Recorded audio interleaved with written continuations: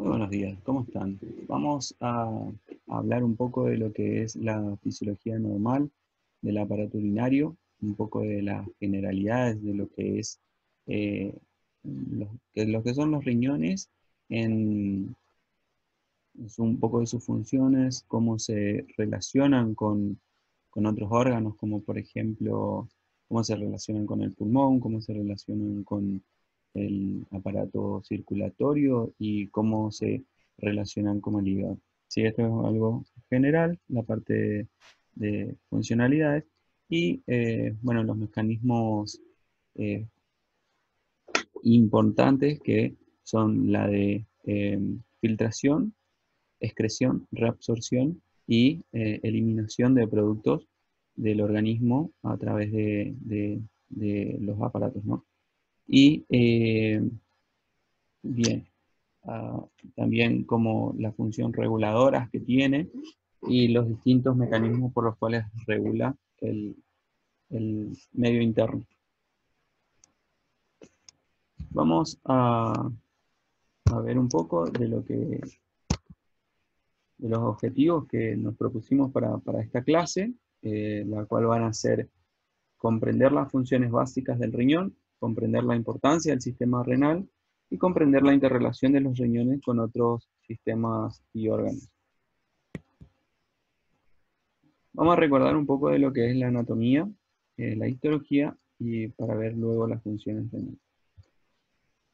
Los riñones son dos, uno a cada lado de la columna vertebral. Van a estar ubicados en lo que es la fosa lumbar. Van a tener formas de habichuela, ambos. Van a medir aproximadamente entre 12 centímetros de largo, 6 centímetros de ancho y un diámetro de 3 a 4 centímetros aproximadamente. Van a pesar 170 gramos, entre 150 y 170 gramos, y van a tener una muesca, ¿sí? Esta muesca que está acá, donde se va a denominar ilio renal, por donde van a ingresar los grandes vasos, tanto la arteria renal como la vena renal, y van a filtrar los productos que estén en el torrente sanguíneo, y luego de la filtración van a producir la orina, que se va a continuar o van a salir por medio de lo que es la pelvis renal. La pelvis renal van a descender por los uréteres, ¿sí? Que van a estar a continuación de lo que es el riñón, para luego descender en lo que es la vejiga.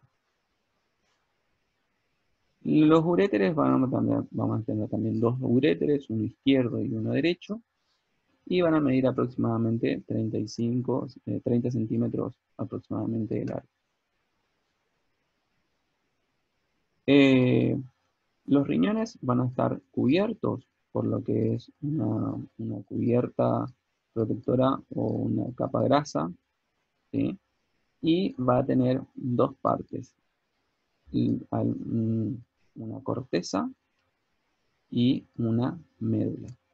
Desde la histología podemos recordar que esta forma triangular va a ser lo que se denomina pirámides de Malpighi, y a los lados van a estar lo que se denomina la columna de Bertini.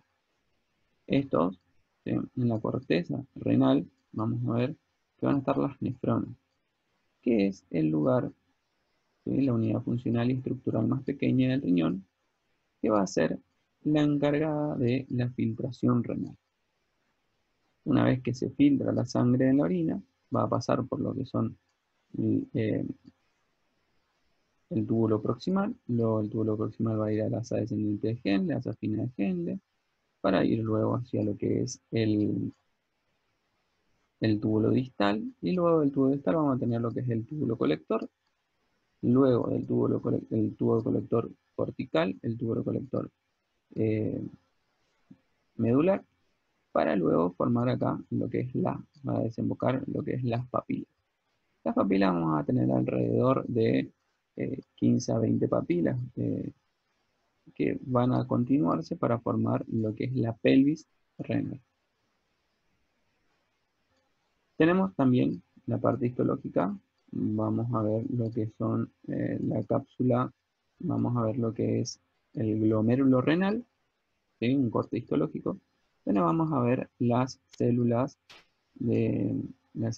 yuxtaglomerulares, que van a ser las encargadas de formar junto con lo que es la arteriola aferente y los ovillos de capilares, lo que se denomina como corpúsculo renal o corpúsculo de Malpighi. Vamos a ver que estas células yuxtaglomerulares, un poquito más adelante, vamos a ver cómo son las encargadas de eh, trabajar, ¿sí? Junto con otros mecanismos de elevar la tensión arterial. ¿Cuáles van a ser las funciones del riñón? Bien, como bien dijimos, va a tener una función excretora, una excreción, y ¿qué va a eliminar? Va a eliminar productos de desecho, como por ejemplo la urea, la creatinina y el ácido úrico. Regulación hidroelectrolítica. Va a tener un mecanismo regulador de la homeostasis y la volemia. ¿Cómo va a hacer esto? Excretando y reabsorbiendo sodio. ¿Y qué es esto exactamente?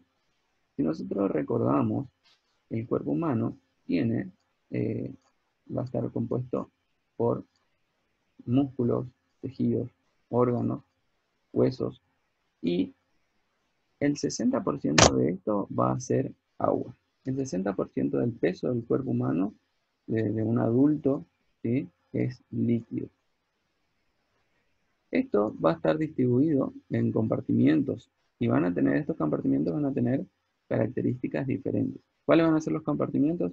El líquido intracelular y el líquido extracelular. Esto va a estar regulado por el riñón por medio de ingesta y pérdida de líquidos. Y nos preguntamos, ¿es importante? Realmente es importante. Hay que evaluar los compartimientos y la masa corporal, recordar que se divide en dos partes, la masa grasa y la masa magra. Tiene compartimiento, como dijimos, el intracelular y el extracelular, que son fisiológicamente activos. Dentro de estos tenemos a los músculos, los órganos, el colágeno, la piel, las proteínas circulantes, y de estos el 60%, como dijimos, es agua. El 16% son proteínas, que son las responsables de mantener la presión oncótica e hidrostática de los capilares. Ahora un poquito más adelante vamos a ver a qué nos referimos con eso. El 15% son grasas, que son las responsables de mantener la temperatura corporal, de proteger al cuerpo, y hay vitaminas y proteínas que también ayudan en la función fisiológica normal del organismo. El 5% de esto, digamos, son minerales que actúan como coenzimas en las reacciones fisiológicas del organismo. ¿Y qué otra función importante tienen? Bien, mantener los potenciales de membrana para los procesos fisiológicos como los potenciales de acción. Muchos de estos componentes son responsables de mantener el medio interno en un estado homeostático correctamente funcionante para que las funciones no lleguen a tal punto de que pueda llegar a producir la muerte eh, del ser humano. También tenemos eh, la importancia que ahora vamos a ver de lo que se denomina el volumen efectivo. Vamos a ver un poco más de lo que es el volumen efectivo. También son importantes la presión arterial por medio del sistema renina-angiotensina-aldosterona, que va a estar mediado por lo que es el aparato yuxtaglomerular. Ahora vamos a ver cómo funciona. El equilibrio ácido-base por medio de secreción de hidrógenos y la reabsorción de bicarbonato. ¿Cómo va a estar mediado esto, el equilibrio de ácido-base? Por medio de los fluidos, de acuerdo a sus efectos osmóticos. Y si nos acordamos, ahora vamos a hacer un pequeño repaso de eso, si no recordamos. También el riñón tiene la función de la eritropoyesis, gracias a la formación de eritropoyetina. Cuando el organismo sensa que está entrando en un sistema hipóxico, en un estado hipóxico, empieza a liberar eritropoyetina para poder, digamos, formar los eritrocitos. Tiene función también hormonal por medio de la liberación de 1,25 de hidroxivitamina D. La vitamina D se activa, como ustedes saben, en la piel por medio de la energía solar y también en el hígado, pero la forma activa es por medio por medio del aparato renal. Bien, la gluconeogenia también, si bien sabemos que el glucostato del organismo es el hígado, nosotros también tenemos que conocer que el riñón sintetiza glucosa a partir de aminoácidos en periodos cortos de ayuno. Ustedes saben que hay órganos que son glucodependientes, que no pueden, como por ejemplo el corazón y el hígado, que no pueden dejar de recibir glucosa para la formación de ATP. Vamos a hablar un poco de lo que es el flujo sanguíneo renal y lo que es la nefra. La sangre ingresa a cada riñón por la arteria renal, que luego se divide en arterias interlobares y arqueadas. Ingresa por lo que es la arteria renal y se divide en arterias radiales, ¿sí? Para luego arterias radiales corticales. Acuérdense que tenemos una corteza y tenemos una médula. Luego las arterias corticales se dividen para formar las que son las arterias aferentes que ingresan al organismo, al glomérulo, y luego que salen se continúan, digamos, para formar lo que son las arterias paralelas en ángulos rectos, cada una de las cuales conduce la sangre hacia un glomérulo, y estas arterias y sus glomérulos se hallan solo en la corteza, nunca en la médula. En casi todos los órganos, los capilares se recombinan para formar los inicios del sistema venoso, pero los capilares glomerulares más bien se recombinan para formar otro grupo de arteriolas llamadas arteriolas eferentes, que es la que sale acá. El flujo sanguíneo renal es de aproximadamente 1100 mililitros minuto, que corresponde a 20% del gasto cardíaco. Y acá es muy importante aclarar y recordar, digamos, qué es el volumen efectivo. Bien, el volumen efectivo es para poder mantener una perfusión tisular adecuada. Es fundamental para el metabolismo celular normal el volumen circulante efectivo, que se refiere a, digamos, a la cantidad a la fracción del líquido extracelular que está en el sistema arterial. ¿Sí? Esto está en el sistema arterial, que es de 700 mililitros aproximadamente. ¿Sí? Los fluidos, de acuerdo a sus efectos osmóticos, si ustedes se acuerdan, van a estar definidos en lo que es en términos de osmolaridad y osmolaridad. Presión osmótica, tonicidad y presión coloide-oncótica. Todo esto va a estar dado por lo que son las partículas osmóticamente activas. Atraen agua a través de una membrana semipermeable hasta alcanzar un equilibrio. Esto es fundamental y todo esto ocurre en los riñones. El organismo lo que hace es mantener la osmolaridad tanto en el líquido intracelular como en el extracelular a través de cambios en el agua corporal. Y esto va a estar regulado por los riñones. La osmolaridad se refiere al número de partículas osmóticamente activas por litro de solución, mientras que la osmolalidad lo define por kilogramo de solvente. En el plasma, la osmolaridad va a estar dada por lo que es el sodio. La proporción de la actividad osmótica atribuible a lo que son las proteínas del plasma es muy pequeña. Es alrededor de 1 milismol por kilogramo de peso. Sin embargo, tienen que acordarse, y es esencial esto, aunque las proteínas van a ser las encargadas de determinar el equilibrio de fluidos entre los dos compartimientos, el líquido extracelular, y que va a estar dada por lo que es el líquido intersticial y el volumen plasmático.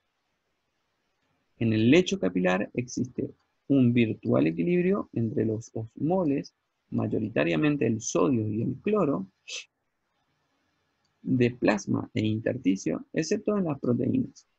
Como la concentración de proteína a nivel capilar excede aquella del intersticio, la presión coloidooncótica por las proteínas del plasma es fundamental para mantener, y todo esto va a estar dado por esto, ¿sí? Y todo esto va a estar dado acá, en el glomérulo renal. El valor de la presión coloidooncótica se estima en 24 milímetros de mercurio, de los cuales el 80% va a estar ejercido por lo que es la albúmina plasmática. Y el resto va a estar dado por lo que es el fibrinógeno y otras globulinas. Y vos me decís, bueno, ¿cómo se aplica esto a la parte clínica? Hay diversas patologías, como por ejemplo la cirrosis hepática, que llevan a lo que es la insuficiencia hepática. Y hay algo que tienen que saber, que las proteínas, generalmente, bueno, en mayor medida la albúmina, va a ser producida por el hígado. Esta patología, la insuficiencia hepática por cirrosis, habla de que el tejido hepático sufre una lesión, una fibrosis, y cuando sufre esta lesión, por el consumo alto de alcohol, cuando sufre esta lesión, muchas moléculas de procesos inflamatorios, como la interleuquina 6, la interleuquina 1, interleuquina 10 y el factor de necrosis tumoral, van a actuar sobre este tejido. ¿Y qué van a hacer? Van a producir, digamos, la liberación, este proceso inflamatorio va a producir la liberación masiva de óxido nítrico. Esta liberación de óxido nítrico lo que va a producir es una vasodilatación periférica. La vasodilatación periférica lo que va a producir es una disminución del flujo sanguíneo hacia lo que es el corazón. ¿Ustedes se acuerdan cuáles son los determinantes del volumen sistólico? Por ejemplo, la precarga, la poscarga, la frecuencia cardíaca y la contractilidad. ¿Y cuáles van a ser los determinantes de la precarga? El retorno venoso, el volumen sanguíneo total y la disminución del volumen. Y esto va a estar dado por la activación auricular. Si nosotros tenemos disminución del flujo sanguíneo del retorno venoso hacia el corazón, esto lo que va a producir va a ser, que puede llegar a ser por medio de pérdida de sangre o pérdidas de plasma, como por ejemplo se pierden proteínas en el plasma, y la pérdida de agua o de electrolito, por ejemplo la diarrea, vómitos, ¿sí? Esto va a provocar una hipovolemia y esto va a provocar una disminución del retorno venoso al corazón. ¿Qué hace que esto va a producir una hipotensión arterial? Esto va a estimular los vasoreceptores que van a estar en el arco aórtico o en la aurícula derecha o en la arteria carótida, bueno, en todos estos lugares. Y esto va a estimular al hipotálamo. ¿Qué es lo que va a hacer el hipotálamo? Va a aumentar la ADH, la hormona antidiurética, y la hormona antidiurética va a retener agua y sodio. También va a generar una respuesta simpático-adrenérgica, la cual va a producir una liberación de catecolaminas. ¿Y esto qué va a hacer? Va a aumentar la frecuencia cardíaca, va a aumentar la fuerza contráctil y va a producir una vasoconstricción y redistribución de la sangre. ¿Y esto qué va a producir en todo el organismo? Bueno, en el riñón especialmente va a producir una liberación ¿de qué? De renina y de angiotensina. La renina, esto va a provocar una vasoconstricción, una disminución de la perfusión tisular y va a producir un metabolismo anaerobio. Vamos a tener un flujo sanguíneo. Y esta liberación de renina también va a provocar una liberación de aldosterona. ¿Qué va a hacer la aldosterona? Va a producir, va a actuar por medio del túbulo colector y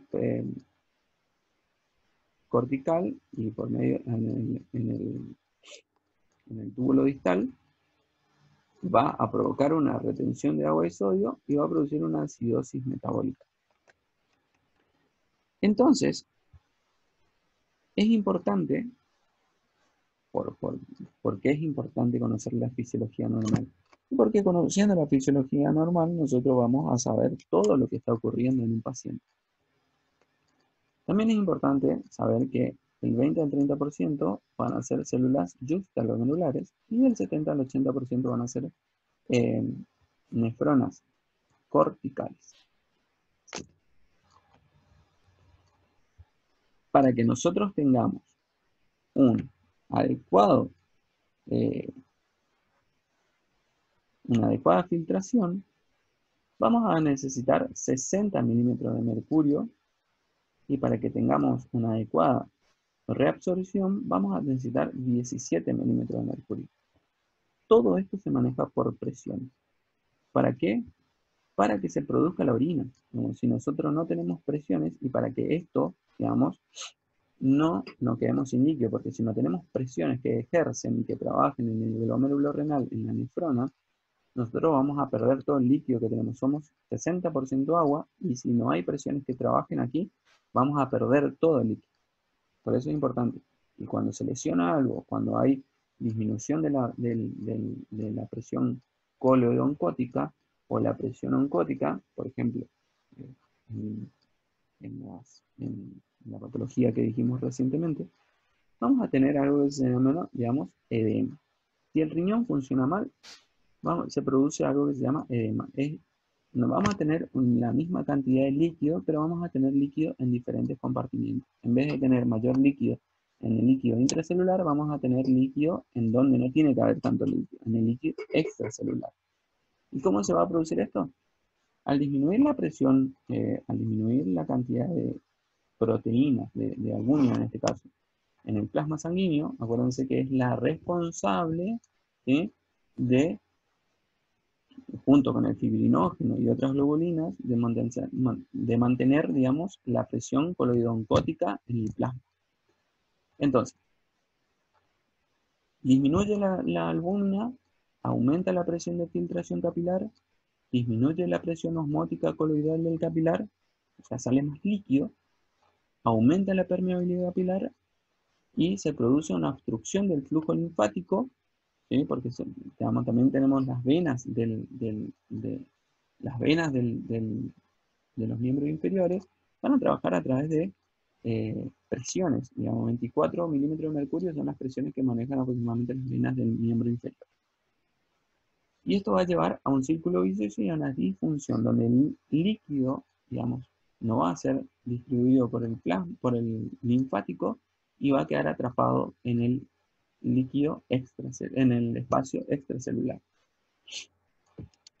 Entonces, por todo esto es fundamental de que el sistema renal trabaje correctamente. Bien, la nefrona vamos a ver que es la unidad funcional y estructural más pequeña que tiene el riñón. Las nefronas van a ser por cantidades entre 1.000.000 y 1.200.000 nefronas en cada riñón, y la mayor parte, el 80%, 90% de las nefronas van a estar ubicadas en lo que son la corteza renal. Las nefronas van a estar compuestas por lo que es la cápsula renal, la cápsula de Bowman, ¿sí? Cápsula de Bowman. Luego, la cápsula de Bowman va a estar continuada por lo que es el túbulo contorneado proximal. Luego del túbulo contorneado proximal va a seguir por lo que es la asa gruesa y asa fina descendente de Henle, el asa de Henle propiamente dicha. Luego vamos a tener el asa fina ascendente de Henle y asa gruesa ascendente de Henle, para luego ser continuado por lo que es el túbulo contorneado distal. Luego de tener el túbulo contorneado distal, va a proseguir a lo que es el túbulo colector cortical y el túbulo colector medular, para luego seguir por lo que es la formación de la orina, va a eliminar en las papilas, para desembocar en lo que es el cáliz.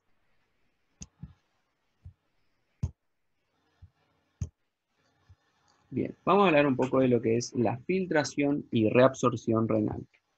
La filtración va a estar dada por lo que es al ingresa la sangre, ¿sí? Vamos a tener lo que es la pirámide renal, la corteza.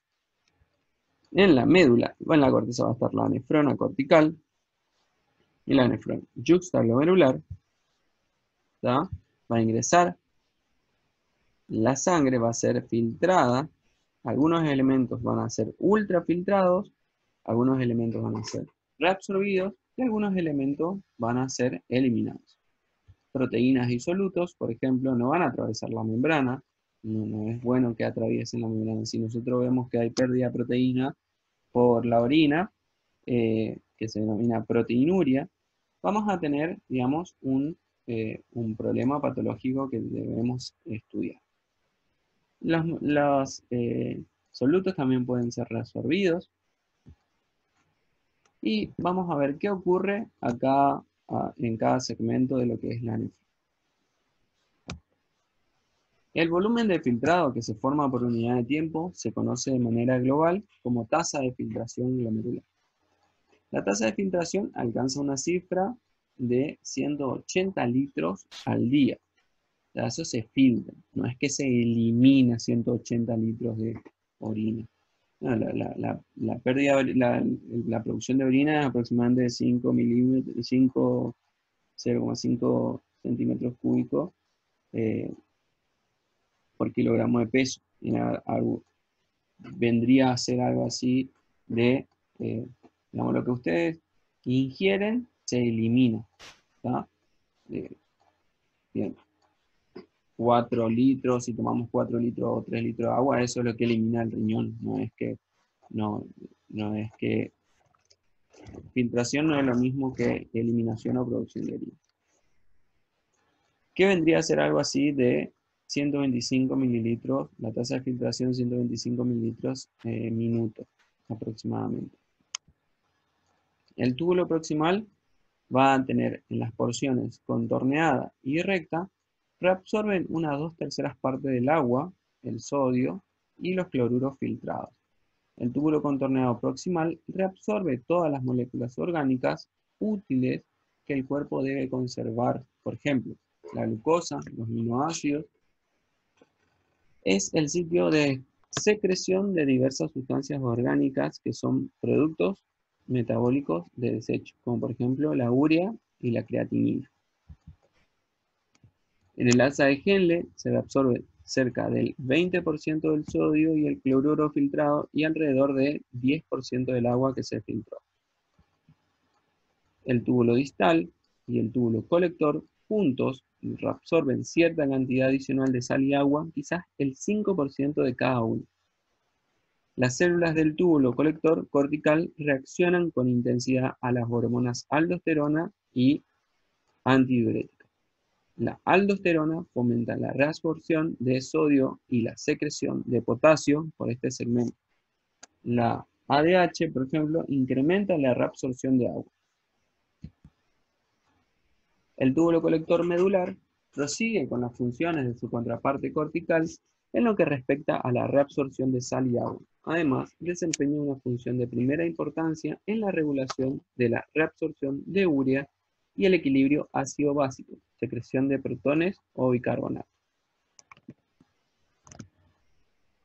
Acá vamos a ver un poco mejor cómo es el tema de la filtración, reabsorción y excreción. Cuando nosotros vemos el túbulo proximal, va a estar un medio, va a haber un medio isoosmótico, ¿sí? En el cual, o sea, es poco la osmolidad que hay acá en este sector. En este sector lo que va a ocurrir va a ser que el sodio y el cloro, el bicarbonato, el potasio, el agua y la glucosa y aminoácidos van a ser reabsorbidos, ¿sí? Van a ser filtrados y van a ser reabsorbidos. En cambio acá se va a eliminar los protones de hidrógeno y los ácidos orgánicos y las bases.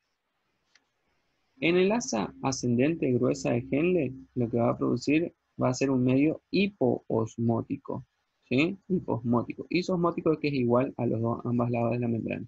Hiposmótico es que acá va a haber menos solutos. Entonces, al haber menos solutos en el asa ascendente gruesa de Henle, van a ingresar más todavía el sodio, el cloro, el potasio, el calcio, el bicarbonato y el magnesio. Acá va a haber también, va a trabajar, es una zona importante, el contraportador de sodio, cloro y potasio. Y va a ser eliminado los protones de hidrógeno.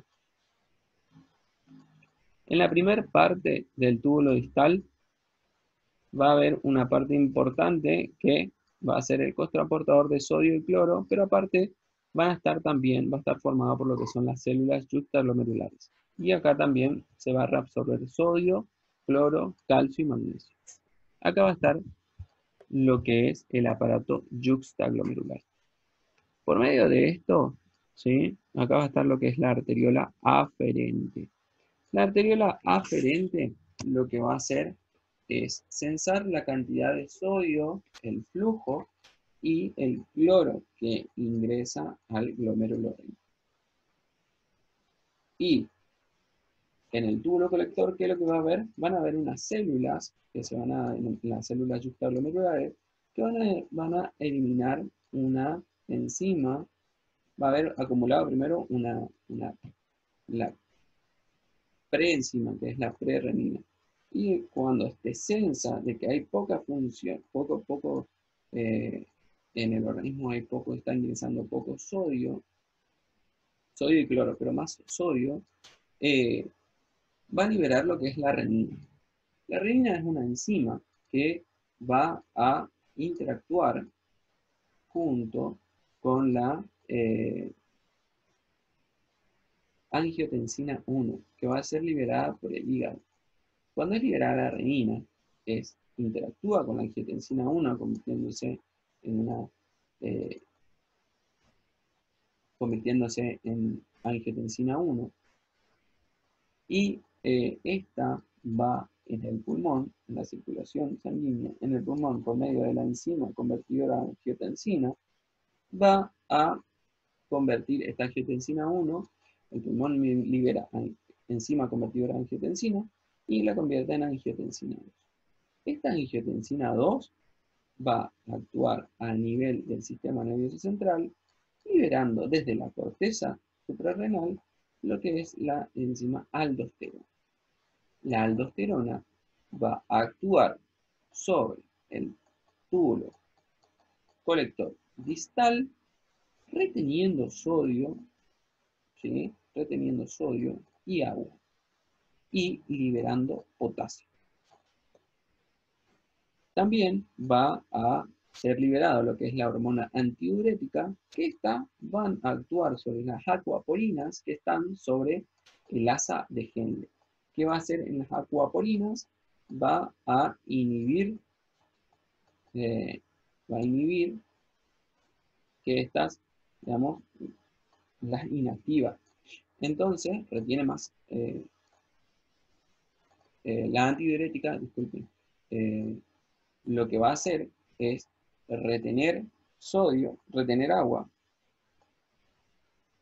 para que aumente el flujo sanguíneo y así pueda aumentar la presión sanguínea.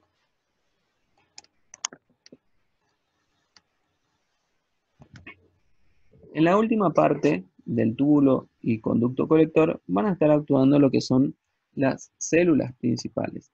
Las células principales van a ser las cargadas de reabsorber sodio, ¿sí? Y eliminan potasio. Las intercaladas lo que van a hacer es eliminar hidrógeno y absorber potasio y bicarbonato. Acá también va a actuar lo que es la hormona antidiurética reabsorbiendo agua. Entonces, en el conducto colector medular, lo que va a ocurrir son que las acuaporinas, acá, van a actuar, hoy dije que era en el asa de Henle, no, las acuaporinas actúan en la hormona antidiurética va a actuar en el conducto colector medular, inhibiendo las acuaporinas, ¿sí? Entonces, elimina hidrógenos y la hormona antidiurética lo que hace es reabsorber todo el agua que pueda, ¿está? Y también se reabsorbe sodio y cloro. Y se reabsorbe el 50% de la urea producida. Entonces, ¿cuáles van a ser los mecanismos que va a funcionar en el riñón? La arteriola aferente ingresa sangre por medio de la arteriola aferente. Los capilares glomerulares, junto con la cápsula de Bowman, lo que hace es filtra la sangre, se reabsorbe parte de los elementos que fueron filtrados y se secreta elementos de desecho y luego son excretados. Entonces, filtración, reabsorción, secreción y excreción urinaria. ¿Tá?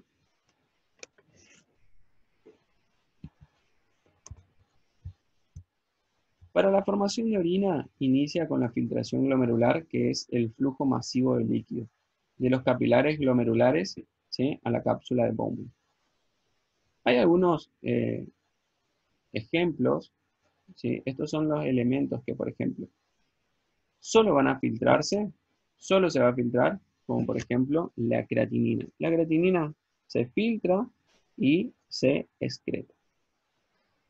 Luego tenemos la filtración y reabsorción parcial. Se filtra, se reabsorbe algo, 50%, se reabsorbe y se elimina el sodio y el cloro, por ejemplo. Luego tenemos lo que es la filtración y reabsorción completa, ¿sí?, que no se va a excretar, sino que solamente se va a reabsorber. Se filtra y se reabsorbe, como por ejemplo los aminoácidos y glucosa. Luego tenemos la filtración y secreción, que se filtra y a la vez se secreta, como por ejemplo los ácidos orgánicos y las bases, los protones y hidrogenones y el bicarbonato. Entonces se filtra, se secreta.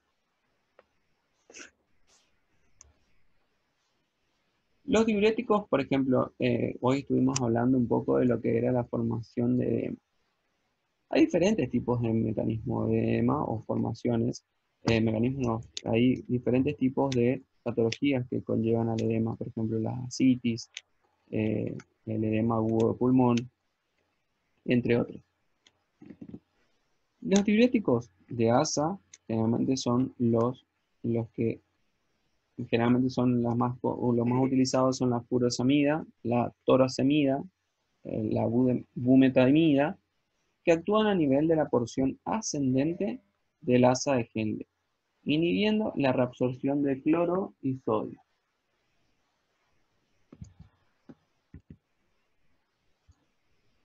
Esto hace que, digamos, se inhiba la reabsorción de cloro y sodio y elimine todo el agua que está en exceso. ¿Y dónde hay agua en exceso? En el líquido extracelular. Bien, espero que haya servido en algo y estamos en contacto. La bibliografía utilizada, Guyton, 11ª edición, Sherman, McGrill, Fisiología renal.